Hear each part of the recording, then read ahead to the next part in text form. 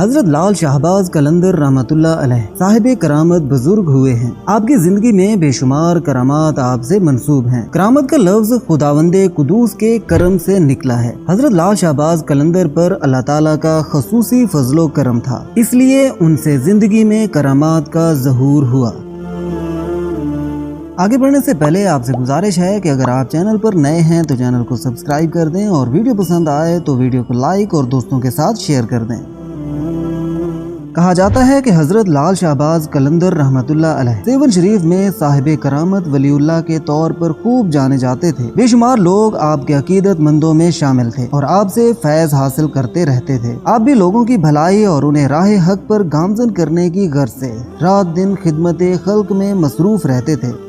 ایک مرتبہ کا ذکر ہے کہ سیون شریف اور اس کے ارد گرد کے علاقوں میں اس قدر شدید قحط پڑا کہ لوگوں کو اپنی جان کے لالے پڑ گئے۔ بارشیں ہونا بند ہو گئیں، نہریں خشک ہو گئیں، جو پانی تھا وہ بھی زیر زمین چلا گیا، کنویں سوکھ گئے، پانی کا کہیں نام و نشان نظر نہ آتا تھا۔ اس قدر خوفناک قحط تھا کہ زندہ بچنے کی کوئی امید دکھائی نہ دیتی تھی۔ ہر کوئی پریشانی اور مصیبت میں مبتلا تھا۔ آخرکار علاقے کے لوگ اکٹھے ہو کر حضرت لال شہباز قلندر رحمتullah علیہ کی خانقاہ کے گرد جمع ہوئے اور آہوزاری کرتے ہوئے دعائی دینے لگے۔ آپ نے لوگوں کا شور سنا تو اپنے حجرے سے باہر تشریف لائے۔ لوگوں کی حالت دیکھی نہ جاتی تھی۔ آپ نے لوگوں کو سمجھاتے ہوئے ارشاد فرمایا کہ تم سب لوگ اللہ تعالیٰ کی بارگاہ میں توبہ کرو اور میرے پیچھے کھڑے ہو جاؤ۔ میں اللہ تعالیٰ سے باران رحمت کی دعا مانگتا ہوں، تم سب بآواز بلند آمین کہتے جانا۔ لوگ فوراً اس کے لیے تیار ہو گئے اور گڑ گڑاتے ہوئے اللہ تعالیٰ سے اپنے گناہوں کی معافی مانگتے ہوئے توبہ و استغفار کرنے لگے۔ پھر حضرت لال شہباز قلندر رحمتullah علیہ کے پیچھے کھڑے ہو کر اپنے ہاتھ پھیلا دیے۔ آپ نے بھی قبلہ رو کھڑے ہو کر دعا کے لیے دست مبارک دراز کیے اور بارگاہ الہی میں عاجزی و انکساری کے ساتھ دعا مانگنا شروع کی۔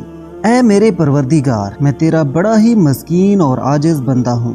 گو میرے گناہ اس قدر زیادہ ہیں کہ تیرے حضور کھڑے ہوتے ہوئے بھی شرمندگی محسوس کرتا ہوں، لیکن اے میرے پروردگار، میں تیرے ہی حکم کے مطابق تیری بارگاہ میں حاضر ہوا ہوں اور اس مصیبت کی گھڑی میں تجھے پکارتا ہوں۔ اے باری تعالیٰ، تو میرے گناہوں کی طرف نہ دیکھ، اپنی رحمت اور اپنے فضل و کرم سے ہم پر نگاہ کرم فرما۔ یہ تیرے بندے، عاجز اور مسکین بندے، میرے پاس مشکل حالات میں آئے ہیں، میں ان کو تیری بارگاہ میں پیش کرتے ہوئے تیرے حضور دعا کرتا ہوں۔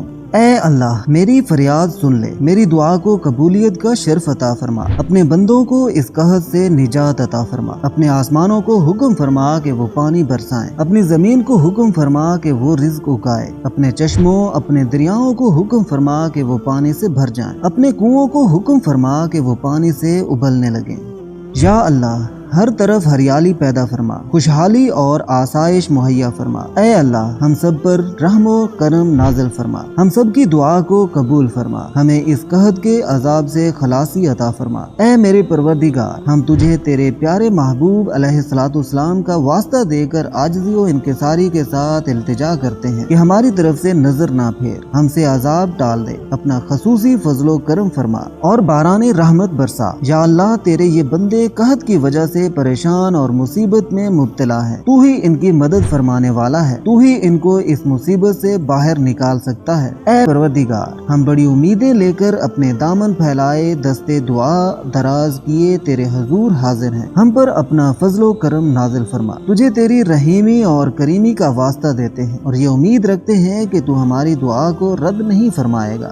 کہا جاتا ہے کہ ابھی حضرت لال شہباز قلندر رحمتullah علیہ دعا مانگ کر اپنے حجرے مبارک میں داخل بھی نہیں ہوئے تھے کہ اللہ تعالیٰ نے آپ کی دعا کو شرف قبولیت بخشا اور باران رحمت نازل فرمائی۔ حضرت لال شہباز قلندر رحمتullah علیہ کو اللہ تعالیٰ نے اپنے مقبول بندوں میں شامل کر رکھا تھا۔ آپ مستجاب الدعوات تھے، یہی وجہ ہے کہ لوگ آپ کے پاس دعا کرانے کے لیے آتے اور آپ اللہ تعالیٰ کی بارگاہ میں ان کے حق میں دعا فرماتے۔ اللہ تعالیٰ آپ کی دعا کو رد نہ فرماتا۔ امید ہے یہ ویڈیو آپ کو پسند آئی ہوگی۔ ایسی ہی مزید ویڈیوز کے لیے ہمارے چینل کو سبسکرائب کر دیں اور ویڈیو کو دوستوں کے ساتھ شیئر کر دیں۔ ملتے ہیں ایک نئی ویڈیو کے ساتھ، تب تک کے لیے اللہ حافظ۔